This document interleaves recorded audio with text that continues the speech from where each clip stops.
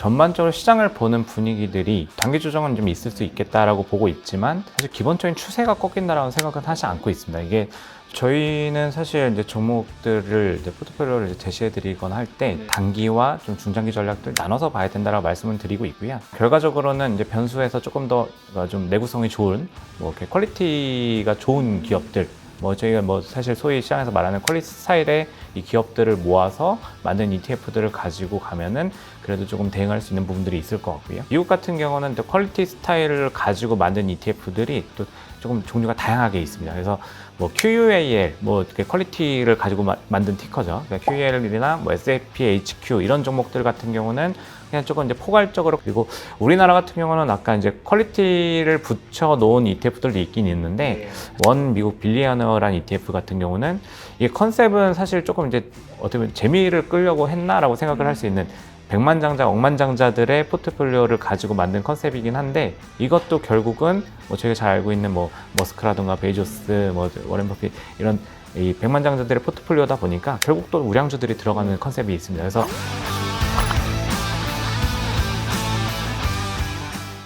국내 최고의 전문가들과 함께하는 본격 ETF 전문 채널 ETF 아는 형, 저는 진행을 맡은 염승환입니다.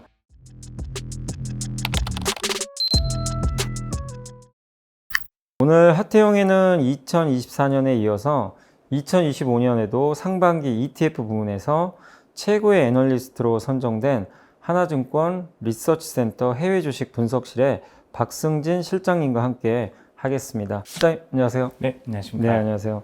상반기에 이 지속적으로 우상향하던 이 글로벌 증시가 살짝 조금 이제 출렁이고 있는 그런 모습 같은데, 상호관세 바로 첫날 그 혼조세로 이제 미국이 좀 마감되기도 했는데, 미국 증시 8월 들어 좀 이제 어떤 분위기인지 한번 좀 점검해 주시면 좋을 것 같아요. 7월 말에 FMC가 진행이 됐었고요.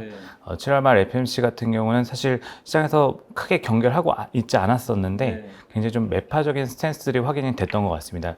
이런 부분들을 통해서 조정이 먼저 나타났었고 이후에 이제 고용 보고서를 보면서 한 번 더 경기에 대한 불안감들을 키웠었다가 그리고 이제 이후에는 다시 금리 인하에 대한 기대감들이 올라오면서 조금씩 이제 주가 회복하는 모습들이 나오곤 있긴 한데, 뭐 말씀하셨던 것처럼 전반적인 분위기들을 보면은 이 주가의 탄력 자체는 상반기만큼은 이 분위기가 좀 나타나지 않고 있다. 약간 좀 시장의 경계심들이 일단 전반적으로 좀 깔려 있다고 보시면 될 것 같고, 경제 지표들 같은 경우가 사실 관세에 대한 부분들을 그동안은 어떻게 보면 7월까지는, 그러니까 2분기 지표죠. 6월 지표까지는 크게 반영을 하지 않고 있었는데 이 부분들을 FMC 코멘트를 통해서 저희가 경계하는 모습들이 일부 형성이 됐고, 그리고 실제로 고용보고서 같은 경우는 6월까지는 약간 표면적으로는 그래도 잘 포장이 되어 있던 지표가 나왔었는데 전 지표들까지도 하향 조정되는 그림들이 나오면서 이제 좀 충격이 좀 나타났다고 보시면 될 것 같습니다. 그리고 이후에 사실 관세에 대한 부분들은 순차적으로 영향을 좀 미치고 협상이 진행되는 과정들을 저희가 살펴봐야 되긴 하겠지만은 1차원적으로는 저희가 이제 관세의 영향이 인플레이션에 영향을 미칠 수 있다라는 부분들이 고용지표 이후에 일부 또 시장에 깔려 있다고 보시면 될 수 있기 때문에 이런 과정들이 지수에 좀 탄력을 좀 둔화시키고 있다, 이렇게 좀 볼 수 있을 것 같고요. 그리고 밸류에이션 측면의 얘기들을 작년, 재작년부터 계속 하고 있는데, 이게 또 밸류에이션 측면에서는 제가 뭐 PR을 또 많이 보지 않습니까? PR 같은 경우도 S&P 500을 또 보면은 뭐 계속 저항선 역할을 했던 22.5배를 터치하는 그림들이 있었고, 나스닥 같은 경우도 27.5배 이게 좀 저항선 역할을 하는데 이 레벨에 또 같이 들어왔던 부분들이 실적 시즌 맞아서 같이 전반적으로 좀 부담 요인이 좀 되고 있다 보시면 될 것 같습니다. 8월 달이 또 원래 좀 약한 시즌이기도 하잖아요. 근데 이제 미국도 사실 또 뭐 그거랑 또 별개로 또 휴가 시즌이기도 하다 보니까 지금 시장 전반적으로 분위기는 마치 미국 증시도 좀 휴가 간 것처럼 조금 이제 움직임이 답답하다 라고 좀 말씀해 주셨고요. 그런데도 좀 시장 또 되게 잘 버티고 있는 것 같아요. 예, 견조하긴 한데 사실 투자자 입장에서는 이럴 때가 되게 어려운 것 같아요. 차라리 뭐 빠지면 빠지는 대로 대응하고 오르면 오르는 대로 하면 되는데 그냥 뭐 하루 오르면 그냥 흔히 이제 퐁당퐁당 하는 그런 모습인데, 개인적으로는 좀 어떻게 보고 계신지 좀 궁금합니다. 저희가 월 초에 봤던 것처럼 전체적으로 좀 조정하는 시간이 좀 필요할 것 같습니다. 뭐 밸류에이션에 대한 부담도 그렇고, 결국은 저희가 이제 반복됐던 패턴들이 보면은 밸류에이션에 대한 이제 부담감들이 시장을 조금 누르면은 이 실적 추정치들이 올라가는 시간을 또 갖고 나서 다시 한번 또 주가가 또 반등의 여력을 또 회복하는 이런 모습들이 좀 나타났었는데, 지금이 어떻게 보면은 이 레벨상 이제 그런 부분들이 좀 나타날 수 있다고 보고 있고, 뭐 사실 두 번째 같은 경우는 사실 아까 말씀드렸던 경제 지표에 대한 부분들인데, 어떻게 보면은 이제 표면적으로 잘 포장됐던 지표들만 보다가, 그리고 사실 이 부분들은 이 트럼프 대통령이 항상 했던 얘기들이죠. 물가는 안정되어 있고 경기는 너무 좋다. 이런 식으로 포장을 했고, 실제로 지표들이 이런 모양을 띠고 있었기 때문에 시장의 경계감들이 그렇게 높지 않았었는데, 지금 고용부터는 결과적으로는 조금 이제 이 처음에 저희가 예상했던 관세에 의해서 물가가 올라가고 미국 경기가 좀 충격을 받을 수도 있겠구나라는 그림들이 서서히 이제 8월 달부터 좀 확인이 되기 시작하면은 주식시장도 어떻게 보면 조금 전체적으로 한번 다지고 나가는 시간이 좀 진행될 수 있다. 다만 아까 말씀드렸던 것처럼 결국 주식시장 관점에서 보면은 실적 추정치들이 올라가는 그림들이 나온다라 하면은 결국 주가의 반등은 또 기대를 할 수 있는 부분들이기 때문에 단기 전략과 중장기 전략 조금 이제 나눠서 볼 필요가 있다 생각하고 있습니다. 그러니까 단기적으로 이제 밸류 부담은 좀 명확하기 때문에 그걸 좀 소화시키는 과정은 필요한데, 뭐 사실 지금 또 미국 기업들 보면 어닝 서프라이즈가 되게 많더라고요. 이제 그런 거 보면 중장기적인 시각 자체는 지금 좀 달라지진 않았다라는 좀 말씀인 것 같고요. 그 FMC에서 이번에 7월 말에 사실 이제 2명의 이탈표가 나오긴 했지만 어쨌든 이제 금리를 동결했잖아요. 동결했고, 근데 이제 얼마 안 있으면 또 8월 말에 잭슨홀 미팅이 또 열리게 될 텐데, 사실 잭슨홀 미팅에서 이벤트들이 과거에도 좀 많았거든요. 근데 이번에도 좀 그럴지, 지금 시장에 그 생각은 어쨌든 9월에 금리 인하 쪽으로 많이 가 있는데 8월에 좀 어떻게 보세요? 잭슨 미팅에서 뭔가 좀 힌트가 나올 수 있다고 좀 보세요? 일단 힌트가 나와야 될 것 같고요. 타이밍상 제가 제 7월 FMC 때는 조금 이제 경제 지표에 대한 부분들을 덜 확인한 상황에서 이제 파월 의장의 기자회견을 들었다라고 하면은 이제 7월 지표들을 조금 더 확인한 이후에 이제 8월 21일, 23일까지 잭슨 미팅이 시작이 될 텐데, 일단 저는 개인적으로는 조금 조심해야 될 내용들도 포함되지 않을까 생각하고 있습니다. 이게 7월 FMC랑 좀 이제 기자회견 내용들이랑 좀 연결을 해서 보면은 이게 잭슨홀 미팅의 주제가 이제 고용 시장의 변화 이런 부분들을 주제를 하고 있고요. 뭐 여기와 같이 연관된 뭐 수급이나 거시 정책 이런 부분들을 가지고 이제 주제를 다루게 되는데, 저희가 7월 FMC 때 파월 의장이 기자회견했던 내용들을 보면은 이 고용에 대해서 조금 생각보다 후하게 쳐준다라는 생각을 좀 드는 대답들을 많이 했습니다. 특히 또 이 실업률을 가지고 얘기를 하면서 물론 이제 고용 시장이 약해지고 있는 거에 대한 부분들을 일부 인정을 했지만, 이게 전체로 봤을 때 구조적으로 이민자들이 나가고 있고, 그리고 고령화가 되면서 이 고용시장에서 이 공급이, 노동력의 공급이 떨어지는 부분들도 고용자 수나 실업률에 또 영향을 미치고 있다. 그러니까 구조적인 변화에 대한 얘기들을 좀 꺼내놨다라고 하면은, 공교롭게도 잭슨홀 미팅의 주제가 고용시장에 관련한 것 부분이기 때문에 구조적인 변화에 대한 부분들을 일부 좀 인정해야 된다라는 식으로, 그러니까 비농업고용 가수가 크게 올라가지 못하는 모습들이 어떻게 보면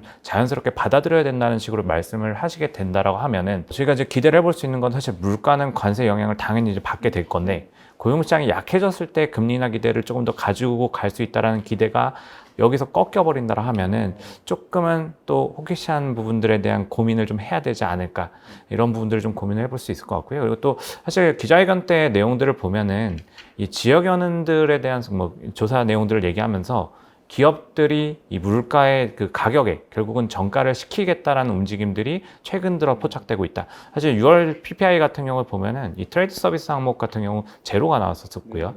4월 달 같은 경우가 마이너스가 나왔었습니다. 이게 근데 팬데믹 때 뭐 외에는 사실 이게 유통업체들이 결국은 가격에 정가를 시켜야 되는 우리 지표를 보여주는 지표이기 때문에, 사실 어떻게 보면 이게 마이너스 찍히고 0이라는 거는 마진을 안 남기고 있다는 얘기인데, 이걸 계속 가져갈 수는 없으니까요. 그래서 물가가 올라가는 그림들이 나오게 되는 상황에서 고용에 대한 부분들을 조금 후하게 쳐준다라 하면은 조금 시장이 기대했던 내용은 아닐 수 있다. 그러니까 사실 지금 미국 증시가 이렇게 또 견조하고, 지금 보면 미국에도 막 밈주식도 유행하고 그런 거 보면서 느끼는 게, 아니 좀 비싼 건 알겠는데 왜 이렇게 위험을 다들 선호하려고 할까? 근데 그거 중에 하나가 금리 인하 기대감도 좀 있는 거잖아요. 근데 이제 실장님 말씀 또 들어보니까 좀 조심할 건 분명히 있는 것 같아요. 그러니까 결국 이번에 주제도 잭슨홀 미팅의 고용시장 변화인데, 이거를 이번에 이제 고용 쇼크가 나오면 보통 이제 다들 금리 인하를 생각을 하는데, 그게 아니라 구조적으로 이제 노동 공급이 부족하게 되는 걸 인정을 해버리면 이게 금리 인하 재료는 아니다. 네, 그리고 이제 또 말씀하신 대로 가격 정가가 이제 조금씩 시작되고, 저번에 보니까 뭐 ISM 서비스 PMI에도 이제 가격 정가 한다는 얘기들이 많이 나오더라고요. 네, 그런 걸 보면 우리가 지금 이제 8월 잭슨홀 미팅은 좀 봐야 되겠지만, 이제 시장이 지금 낙관하는 것만큼 금리 인하를 너무 기대해서는 좀 안 된다. 나는 좀 그런 의견을 좀 전달해 주셔서 이 보시는 분들 입장에서도 한번 잭슨홀 미팅을 좀 다른 시각으로 한번 바라보시면 좋을 것 같고요. 국내 증시는 이제 8월 첫날 그 세제 개편안이랑 이제 변수가 갑자기 생겨가지고 증시가 폭락을 한번 했잖아요. 그래서 참 이제 시장이 많은 분들이 좀 실망감을 좀 드러내셨는데 그래도 이제 그 이후로 삼성전자가 또 테슬라에 이어 애플하고도 또 이제 계약 맺었다는 그런 이제 얘기가 나오면서 7만 전자 이제 돌파 소식도 이제 들리고 있는데 사실 뭐 국내 시장이 올해는 정말 훨씬 좋았잖아요. 좋은데 8월에는 어쨌든 좀 변동성 나오는 것 같아요. 국내 시장은 좀 어떻게 좀 해석하고 계신가요? 국내 시장은 뭐 누구나 이제 다 알 수 있는 부분들이 이 대선 이후에 정책 기대감들이 굉장히 또 크게 반영이 됐던 부분들이고요. 사실 뭐 우리나라뿐만 아니라 뭐 독일 같은 경우도 사실 상반기에 재정 준칙 변화하는 부분들이 굉장히 또 크게 드라이브가 걸리는 바탕이 됐었고, 그래서 사실 이런 부분들에 대한 기대치들을 혹시나 이제 세제 관련한 정책들을 통해 가지고 조금 이제 실망감으로 돌리는 부분들은 어떻게 보면 또 시장의 반응 측면에서는 또 자연스러운 부분들이었던 것 같습니다. 그래서 지금은 어떻게 보면 수정안들이 어느 수준까지 맞춰서 나올지 이런 부분들을 한번 좀 기대해 봐야 될 것 같고, 사실 이 부분을 좀 제외하면은 뭐 방금 이제 삼성전자 말씀도 해주셨지만 결과적으로는 우리 기업들의 실적 그리고 펀더멘털이 견고해져야지 탄탄한 주가 흐름들이 좀 나올 수 있기 때문에 뭐 이런 부분들에 대한 재료들이 오히려 좀 더 확인됐을 때 저희가 좀 더 믿고 국내 시장에서 좀 남아있을 수 있지 않을까 이렇게 좀 보고 있습니다. 결국 이제 중요한 거는 이제 기업들의 펀더멘탈이 얼마나 좀 딜을 잘 받쳐주냐 그런 말씀 해주셨고, 지난주에 하락세가 굉장히 뚜렷했던 날 ETF 시장도 굉장히 움직임이 좀 컸던 걸로 좀 기억이 나는데 그만큼 이제 좀 눈치 빨랐던 이제 투자자분들이 많았다라고도 우리가 해석을 할 수 있을 것 같은데요. 그래도 이제 ETF 전문 또 베스트 애널리스트시니까 유입된 ETF나 이제 자금이 좀 빠져나가는 그런 ETF들의 특징들이 좀 있을 것 같아요. 근데 그런 거 좀 설명해 주시면 좋을 것 같아요. 제가 이제 일반적인 상황과 전체적으로 이제 조정이 나타날 때 좀 ETF 시장 특징을 좀 보면은 이게 결국은 지수 추종형을 가지고 플레이를 하시는 분들이 굉장히 늘어나는 특징이 있습니다. 왜냐면은 개별 종목이나 개별 섹터에 대한 좀 이제 말 그대로 좀 베팅을 하는 것보다 지수가 매력적으로 내려왔기 때문에 결과적으로 매수를 하시는 분들은 지수를 가지고 이제 뭐 어떻게 보면 지수 레버리지 ETF를 많이 활용하시죠. 우리나라 투자들이 뭐 아시다시피 굉장히 좀 적극적인 성향들을 가지고 계시기 때문에 주가가 많이 빠진다, 지수 많이 빠진다 하면은 여지없이 레버리지 ETF들로 자금이 많이 몰리는 이런 특징들이 좀 나타난다 보시면 되고요. 최근에는 일부 또 이제 단기 금리형 채권들, 그러니까 저희가 소위 얘기하는 CD 금리 ETF들이나 그다음에 머니마켓형 이런 ETF들로 일부 또 자금들이 사실은 여기는 또 기관 자금들이 많이 움직이는 거죠. 이쪽 자금으로 또 이 자금이 유입되는 경우들도 상당히 좀 다수가 포착되고 있다. 뭐 이렇게 좀 나눠서 보시면 좋을 것 같습니다. 작년 12월까지는 그냥 이거는 그냥 다 미국이었잖아요. 근데 지금은 어쨌든 시각이 또 한국도 해야 되나 이런 시각도 많은 것 같아서 좀 어떻게 좀 보고 계세요? 국내 증시처럼 지금 약간 어떻게 보면 리밸런싱이 좀 되고 있는 형태라고 보면은 국내 증시 포지션들을 그동안 많이 줄여놓다고 하셨으면은 좀 다시 채워넣는 부분들이 여전히 좀 필요하다고 생각하고 있고요. 그리고 또 이어서 또 미국 증시 쪽에서 이제 이 모멘텀들을 보면은 저는 이제 통화 가치의 방향성들이 바뀌는 그림들도 한번 좀 고민해볼 시점이 됐다라고 생각하고 있습니다. 미국 증시가 상대적으로 월드 인덱스나 아니면 선진국 내에서 상대적으로 열의를 보였던 게 한 4월 중순까지였는데 그때가 뭐 사실 기억나시겠지만 달러가 정말 드라마틱하게 약세를 또 전환하는 모습들이 나왔었고요. 이 달러 약세에 대한 뷰가 굉장히 강해지다 보니까 시장에서 미국 시장에서 사실 환부터 이제 조금 이제 방어하기 위해서 이탈하는 모습들이 굉장히 좀 많이 나타났던 그림들인 것 같습니다. 그리고 이 배경을 또 저희가 좀 살펴보면은 관세가 일단 있었고, 관세가 트럼프는 사실 우겼지만은 미국 경제에 분명히 악영향을 줄 거다라는 해석들은 너무 당연하게 있었기 때문에 시장 참가자들은 이미 또 그동안 많이 벌었었고 해서 또 이제 많이 빠져나오는 그림들이 있었고, 또 상대적으로 보면은 다른 국가들 같은 경우는 이 트럼프 정책에 대비하기 위해서 이게 자구적으로 이 부양책들을 쓰는 금리 인하를 한다던가, 아까 이제 독일 말씀드렸지만 뭐 재정 준칙처럼 이제 개별적인 모멘텀들을 만들어내는 부분들이 있었기 때문에 매력적인 포인트들이 저쪽으로 넘어가는 그림들이 있었다. 근데 다만 지금부터 저희가 조금 또 다시 고민을 해봐야 되는 것들은 이 달러화에 대한 부분들이 지금 무역 협상 결과들이 지금 보시면은 조금 생각보다 미국에 유리하게 되는 경우들이 상당히 좀 많은 것 같습니다. 물론 뭐 지나가지고 어떻게 디테일들이 어떻게 될지는 조금 더 확인할 필요가 있겠지만은 생각보다 뭐 미국에 유리한 결과물들이 좀 많이 확인되고 있고 뭐 이런 부분들 체결되면서 어떻게 보면 유럽 같은 경우는 GDP 성장률 전망치들 하향 조정되는 이런 부분들까지 나타나고 있기 때문에 달러의 방향성이 돈다라고 하면은 사실 미국 증시에 대해서도 포지션을 뭐 사실 상반기에 또 줄여놨다가 하시면은 이 부분들도 뭐 혹시 뭐 일본이나 뭐 다른 증시에 갔던 부분들을 다시 한번 또 돌려놓으실 필요가 있지 않나를 생각하고 있고 이런 부분들이 사실 결국은 원달러 환율에도 조금씩 반영이 되는 것 같고요. 뭐 달러 인덱스가 올라오면서 반영되는 부분들이 있는 것 같고 그래서 조금 이제 리밸런싱이 다시 한번 좀 필요한 시점은 됐다 이렇게 좀 보고 있고 상학개미들의 스탠스들은 뭐 사실 ETF 시장 관점에서 보면은 뭐 여지없이 또 레버리지 ETF를 많이 하십니다. 네. 미국도 마찬가지로 레버리지 ETF화 많이 한다 보시면 되고 항상 이게 상위권에 들어가 있는 거의 고정 멤버처럼에 들어가 있는 종목들은 뭐 많이 들어보셨을 이제 속슬 그 SOXL 반도체 3배 레버리지 ETF 그리고 또 테슬라 2배 레버리지 TSLL 이 두 종목은 항상 고정돼 있다 보시면 되고요.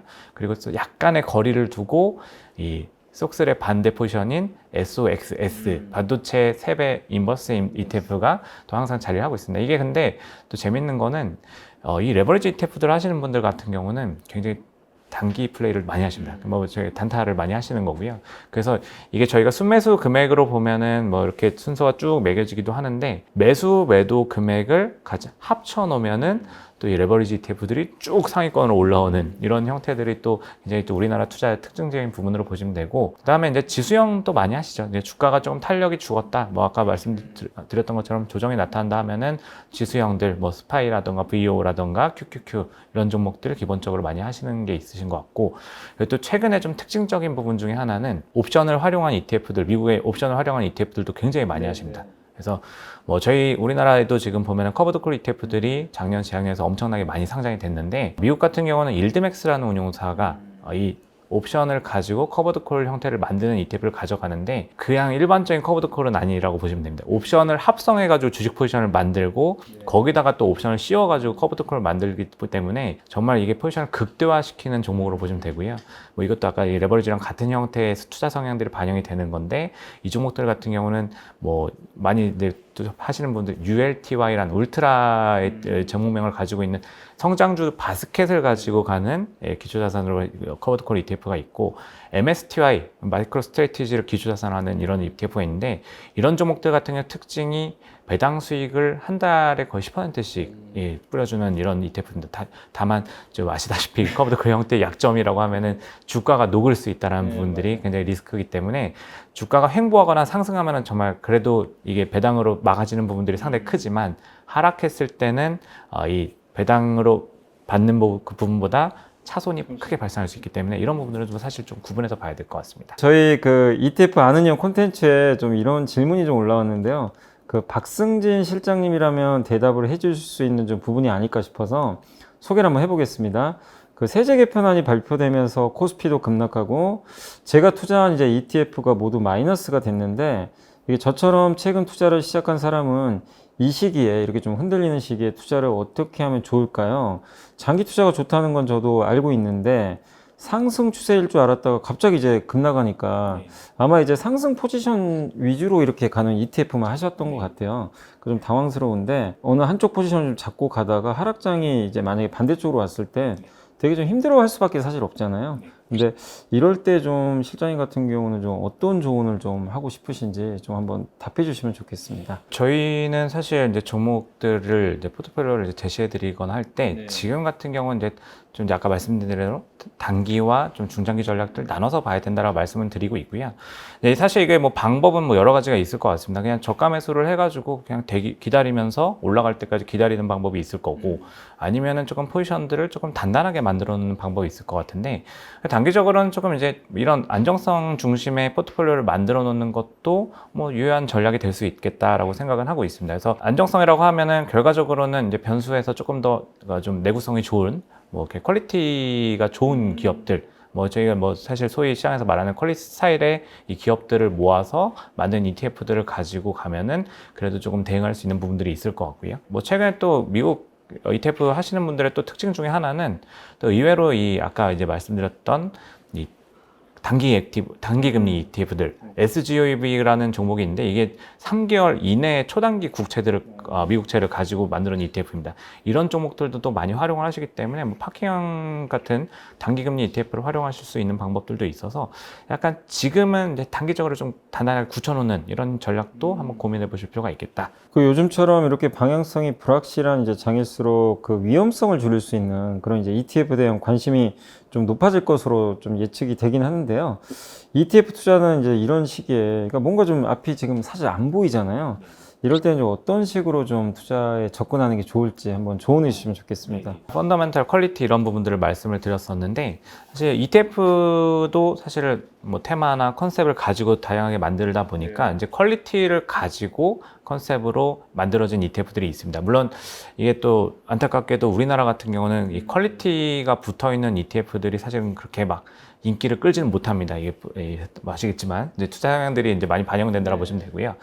다만 이제 이것들을 이제 미국으로 좀 대입을 하면은 미국 같은 경우는 또 퀄리티 스타일을 가지고 만든 ETF들이 또 조금 종류가 다양하게 있습니다. 그래서 뭐 QUAL 뭐 이렇게 퀄리티를 가지고 만든 티커죠. 그러니까 QUAL이나 뭐 SAPHQ 이런 종목들 같은 경우는 그냥 조금 이제 포괄적으로 퀄리티 컨셉을 가져가는 ETF라고 하면은 또 이거를 가지고 한 번 더 응용을 해서 QGRO라는 종목은 이제 성장주 중에 퀄리티가 좋은 기업들. 예, 그래서 이거는 퀄리티랑 그로스의 합성이라고 보시면 됩니다. 그래서 배당을 같이 고려한 퀄리티 플레이를 하는 ETF들이 있는데 그거는 이제 QDF나 QDIV라는 티커를 가지고 상장된 종목들이 있습니다. 둘 중에는 이제 QDF 같은 종목이 시총이 좀 더 크고 유동성이 좀 있기 때문에 이런 종목들을 좀 선택하실 때 활용하시면 되고요. 뭐 JOET라는 종목 같은 경우는 퀄리티와 모멘텀 플레이를 같이 조합한 ETF인데 그래서 사실 저희가 이제 모멘텀이라는 건 이제 결국 추세에 대한 부분들을 고민하게 되는데 ETF 시장에 미국 상장 ETF 중에 MTUM이라고 이제 모멘텀을 가지고 티커를 만든 모멘텀 ETF도 있긴 한데 저는 개인적으로는 이제 모멘텀 추세에 대한 부분들을 고민하신다고 하면 JOET를 말씀드리는 좀 배경이 좀 있는데요. 이게 JOET 같은 경우가 리밸런싱 주기가 3개월로 좀 더 짧습니다. 그래서 조금 더 타이트하게 추세를 좀 따라갈 수 있는 이런 좀 종목의 특징이 있다고 보시면 되고 퀄리티와 모멘텀이 조합이 되기 때문에 기업 선정의 기준이 조금 더 좀 지금 같은 변동성 시장에서 좋을 수 있다. 그리고 우리나라 같은 경우는 아까 이제 퀄리티를 붙여 놓은 ETF들도 있긴 있는데 사실 이런 ETF들은 조금 이제 지금 규모가 너무 작아서 유동성이 좀 떨어진다라 하면은 이제 조금 이제 돌아가는 컨셉으로 이 라이즈에 나와 있는 이 버크셔 포트폴리오 ETF가 있습니다. 탑10을 가지고 이제 만든 ETF고 이런 종목들이 뭐 아시다시피 우량주로 이제 구성이 되는 형태이기 때문에 이런 걸 또 한번 볼 수가 있고요. 브랜드가 생소하실 수 있겠지만 그러니까 우리 자산 운용의 ETF인데 원 미국 빌리어너라는 ETF 같은 경우는 이 컨셉은 사실 조금 이제 어떻게 보면 재미를 끌려고 했나라고 생각을 할 수 있는 백만장자, 억만장자들의 포트폴리오를 가지고 만든 컨셉이긴 한데 이것도 결국은 뭐 저희가 잘 알고 있는 뭐 머스크라든가 베이조스, 뭐 워렌 버핏 이런 이 백만장자들의 포트폴리오다 보니까 결국 또 우량주들이 들어가는 컨셉이 있습니다. 그래서 이 종목들 같은 경우는 어쨌든 기초지수를 조금 더 저희가 이제 많이 보는 대표 지수들을 아웃퍼폼하는 경우들이 많기 때문에 이런 종목들의 좀 접근 방향들도 한번 고민해 보실 수 있다. 결국 이제 그 방향성이 좀 불확실하기 때문에 결국 이제 본질이잖아요. 기업의 펀드멘탈, 그 퀄리티가 좋은 그런 건데 이제 그것도 종류가 되게 다양하다고 좀 설명해 주셨어요. 그게 뭐 배당과 섞일 수도 있고 추세 모멘텀 이렇게 섞일 수도 있는데 그런 것들을 여러분들이 한 번씩 좀 차근차근히 좀 이렇게 뜯어다 보시고 고민을 해보시면 좀 좋을 것 같습니다. 개인 투자자 입장에서 사실 글로벌 한국 장세를 이렇게 관망할 때 조금 이제 주의해야 될 ETF 뭐 선정 기준이나 좀 전략이 있다면 한번 조언해 주시면 좋을 것 같아요. 이게 하락할 때는 뭐 아무래도 뭐 포지션을 뭐 줄이는 방법도 있을 거고 아니면 뭐 이렇게 자산 배분 차원에서는 뭐 채권형 ETF들의 조금 이제 비중을 좀 늘려놓는 이런 뭐 선택지도 좀 단순하게 보면 있을 것 같고요. 그리고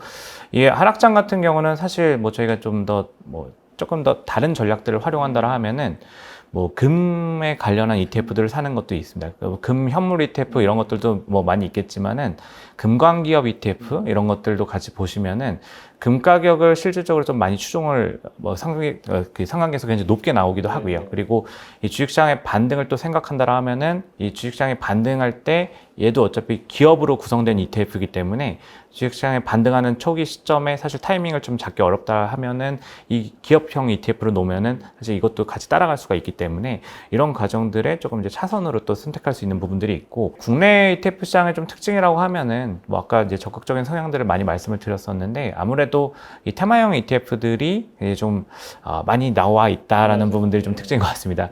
이게 또 그 해외 운용사분들을 또 만나보면 오히려 최근에는 한국에서 이 테마 ETF는 자기들의 종목을 세일즈하기가 너무 어렵다, 따라가기가 너무 어렵다, 이런 말씀들도 하시는데요. 조심해야 되는 부분이라고 하면은, 이게 테마의 이름은 다른데 시장에서 인기를 끄는 테마들은 사실 성장주들이 굉장히 많고, 테마가 또 테크와 관련되고 AI와 관련된 이런 종목들이 굉장히 많습니다. 그렇기 때문에 포트폴리오가 자기도 모르게 특정 종목의 비중이 확 실어져 있는 경우들이 분명히 발생을 하거든요. 그렇기 때문에 사실 뭐 예를 들어서 뭐 AI 컨셉의 테마 ETF를 샀고 뭐 휴머노이드 로봇 ETF를 샀다 이러면 근데 종목을 한번 포트폴리오 열어보시면은 비슷한 종목들이 같이 교집합으로 또 있을 수 있습니다. 그래서 이런 부분들을 한번 이제 국내 ETF 사실 때, 테마 ETF 하실 때 특히 한번 더 포트폴리오를 점검해 보시는 게 좀 좋을 것 같고, 미국 종목 같은 경우는 우리나라 사업개미들이 많이 하시는 종목들이 결과적으로는 아까 말씀드렸던 레버리지 형태나 뭐 단일 종목 추종형 ETF, 싱글스탁 ETF들을 굉장히 많이 하시기 때문에 이런 종목들은 아무래도 변동성이 또 굉장히 좀 크게 노출될 수 있다. 이런 것들을 가지고 좀 보실 필요가 있고, 특히 이제 아까 말씀드린 일드맥스의 ETF들 같은 경우는 이게 지금까지는 주가 상승기를 계속 저희가 경험을 했었기 때문에 어떻게 보면 이제 많이 채워놓는, 배당으로 많이 채워놓을 수 있었는데, 이게 만약 하락기로 전환했을 때는 특별히 조금 더 조심할 필요도 있다. 이런 것들을 한번 좀 기억해 주시면 좋을 것 같습니다. 이 섹터는 좀 주목해도 좋다라고 좀 생각하시는 그런 섹터가 있는지, 국내외 좀 상관없어요. 뭐 국내에 상관없이 한 3개 정도 꼽아주시고 뭐 이유도 알려주시면 좋겠습니다. 전반적으로 시장을 보는 분위기들이 이게 뭐 단기 조정은 좀 있을 수 있겠다라고 보고 있지만, 사실 기본적인 추세가 꺾인다라는 생각은 하지 않고 있습니다. 이게 그래서 조금 이제 식상한 종목들이 좀 껴있을 수 있는데요. 이번 실적 시즌들도 저희가 보면은 물론 이제 아마존 같은 기업들이 가이던스가 조금 실망스럽긴 했지만, 나머지 빅테크 기업들을 보면은 뭐 KPX도 굉장히 공격적으로 계속 하고 있고, 이 수요에 대한 부분들도 계속 이제 확인을 해주고 있습니다. 그래서 이게 AI 같은 경우는 사실 이 모멘텀들이 아직은 좀 꺾일 때는 아닌 것 같고, 그래서 이 반도체나 AI 테마 ETF는 좀 이제 적극적인 성향을 가지고 시장을 좀 길게 봤을 때 여전히 좀 긍정적으로 바라볼 필요가 있다, 이렇게 좀 말씀드릴 수 있을 것 같고요. 물론 이제 단기적으로 보면 아까 이제 퀄리티 ETF들 이런 걸 가지고 뭐 방어하는 뭐 전략도 단기적으로 좀 필요하겠다라고 말씀드릴 수 있는데, AI 같은 경우는 사실 이제 반도체를 본다라고 하면은 뭐 SMH 같은 ETF들, 이게 사실 반도체 ETF, 미국 ETF 보시면은 이 SMH랑 SOXX 이 두 종목을 또 많이 보실 텐데, 이 두 종목 중에서 저희가 이제 SMH를 조금 더 많이 말씀드리는 이유는 추세가 나 있고, 그 다음에 주도주들이 명확하게 그래도 일부 영역에 집중되어 있을 때는 이 지수 방법론에서 나오는 주가의 차이도 상당히 큽니다. 근데 SMH와 SOX의 이 두 종목의 차이는, SMH는 한 종목의 상한 캡 레이트를 20%까지 열어줍니다. 물론 이제 그것도 사실 시가총액 기준으로 하면은 원래는 더 들어갔어야 되는 기업이 조금 더 낮아지는 경우들이 생기는데, 뭐 대표적으로 엔비디아죠. 이런 기업들이 생기는데, 그럼에도 불구하고 어쨌든 주도주 포지션들을 더 가져가는, 집중해서 가져가는 포지션들이 섹터 전반에 커버하면서 나타나는데, SOXX 같은 경우는 이게 10% 내외로 제한을 더 해버리기 때문에 분산 효과는 더 커질 수 있겠지만은 이 추세가 확실한 과정에서는 주가 측면에서의 좀 괴리가 좀 많이 발생할 수 있고, 실제로 2023년, 24년에 괴리가 상당히 좀 벌어졌던 부분들, 이런 것들 좀 말씀드릴 수 있을 것 같고요. 그리고 이제 AI 테마 같은 경우는 뭐 여러 종목들이 상장되어 있지만, 뭐 AIQ 같은 경우가 미국 상장 ETF 중에서는 AI 기술과 관련된 소프트웨어, 하드웨어 기업들을 좀 이제 고르게 구성한 ETF다, 이렇게 보시면 될 것 같고, 사실 이것도 미국 같은 경우에 조금 이제 영역을 조금씩 확장한 ETF들이 상당히 좀 많습니다. 그래서 뭐 예를 들어서 THNQ라는 종목 같은 경우는 AI 테크 기업들, 뭐 저희가 보고 있는 빅테크 기업들 이런 것들도 다 들어가고, 뭐 소프트웨어 기업들 들어가고 하는데, 여기서 조금 더 나가서 뭐 지멘스라던가 템퍼스 AI라던가 이 기술을 응용해 가지고 실제로 비즈니스에 활용하고 있는 이 기업들도 같이 구성하는 기준을 가져가기 때문에 이런 식으로 영역을 확장해서 볼 수 있는 것들이 있고, 저희가 최근에 또 한국에 상장된 ETF 중에는 또 미국 메디컬 AI 뭐 이런 ETF들이 또 있습니다. 그래서 뭐 원큐에서 나온 ETF인데, 이 종목도 같은 경우는 이제 아까 말씀드린 템퍼스 AI라던가 리커전이라던가 서지컬 이런 종목들을 같이 포함해서 이 메디컬 분야에서 AI를 응용하는 이런 식의 포트폴리오를 또 가져가는 분들이 있어서 이런 것들을 AI를 좀 포괄적으로 좀 볼 수 있다 이렇게 말씀드릴 수 있을 것 같고요. AI가 나오면서 항상 세트로 나오는 게 뭐 전력 부분이 될 텐데 이 미국 종목 중에서는 뭐 GAP라는 종목이 또 이제 전력 관련한 기업들로 구성된 ETF가 있고 우리나라에도 사실 이런 관련 기업 ETF들 뭐 많이 있습니다. 전력 관련한 미국으로 포트폴리오를 만드는 ETF들도 있고 국내로 만든 ETF들도 있어서 그런 것들 좀 보실 수 있을 것 같고요. 방산 같은 경우도 저희가 조금 더 틀어서 보면은 최근에 이제 원래는 저희가 이제 ITA라든가 PPA, XAR 이런 기본의 이제 미국 ETF 중에서는 전통적인 방산 ETF들이 있었다고 하면 우주항공이랑 같이 엮여 있는 이게 있었다면 최근의 흐름들에서는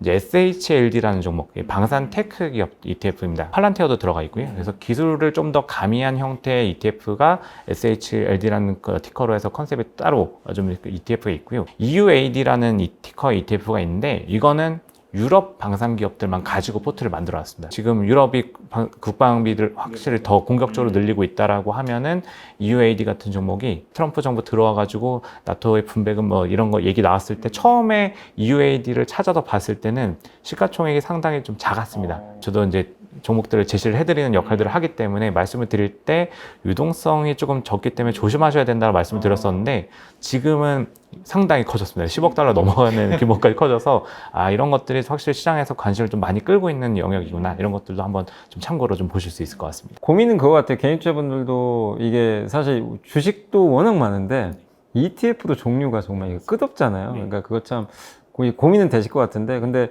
저도 이제 이런 이제 진행 맡으면서 느낀 게 ETF를 어쨌든 이제 여기저기 좀 많이 알아놓으면 그 말씀하신 대로 유럽에서 정말 이거 누가 봐도 무기 이거 투자할 것 같은데 그러면 그냥 거기 뭐 물론 라인메탈이 딱 떠올릴 수도 있지만 그냥 이거 EUAD 이걸 미리 알았으면 또 투자하면 또 좋은 성과를 내는 거니까 그런 거 보면 평소에 또 이게 좀 너무 많다고 이걸 좀 헷갈려하지 마시고 자신만의 좀 이게 노트 만들어 놓는 것도 좀 중요하지 않을까 그런 좀 생각을 해보겠습니다. 자, 이제 마지막으로 오늘 이 시간 이제 함께한 그 소감 한 말씀 해주시면 좋겠고 또 저희 ETF 전문 채널 ETF 아는 형 구독자분들께도 인사 좀 한마디 해주시면 감사하겠습니다. 사실 제가 이제 ETF 애널리스트를 하고 있고 사실 또 이제 회사에서는 해외 주식 분석실도 이제 같이 담당하고 있습니다. 근데 제가 이제 ETF를 하는 애널리스트로서 해외 분석실 실장을 이제 맡게 된 데는 사실 서학개미 분들의 패턴들을 보면은 이게 저희가 이제 예탁 결제원의 데이터들을 살펴봤을 때 거의 반 정도는 ETF를 항상 하고 계시더라고요. 예, 그래서 이게 보면은 ETF를 가지고 접근을 하실 때 말씀하셨던 것처럼 이게 또 어떻게 보면 편안하게 접근할 수 있는 툴이 될 수 있기 때문에 사실 뭐 이런 채널들이 생기면서 ETF에 대해서 좀 더 자세히 말씀을 드릴 수 있다면은 굉장히 좋은 기회가 되는 것 같고요. 그래서 이런 기회를 활용해서 이런 컨텐츠들을 많이 보시면서 공부하셔서 좋은 성과들을 얻으셨으면 좋겠습니다. 정말 좋은 말씀 좀 감사드리고요. 자, 이것으로 하태영 순서는 마치도록 하겠습니다. 자, ETF 아는 형의 귀한 걸음 해주신 하나증권 리서치센터 해외 주식 분석실의 박승진 실장님 다시 한번 좀 감사드리고요. 저희는 물러가겠습니다. 감사합니다. 감사합니다.